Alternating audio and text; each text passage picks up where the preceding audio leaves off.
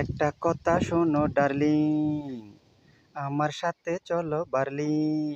ও darling, একটা কথা শোনো ডার্লিং, আমার সাথে চলো বার্লিং।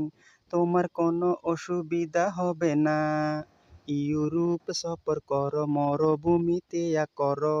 সাদা জুব্বাওয়ালাদের পরিস্থিতি ভালো না, সাদা জুব্বাওয়ালাদের পরিস্থিতি ভালো না, কারণ তারা আল্লাহ বইলা গেছে, তারা আল্লাহ বইলা গেছে, তারা মন্দির বানাইয়াছে, তাদের কপালে বিলাসিতা টিকবে না। তারা আল্লাহ বইলা গেছে, তারা মূর্তি আনাইয়াছে, তাদের বিলাসিতার কোনো ভিত্তি থাকবে না।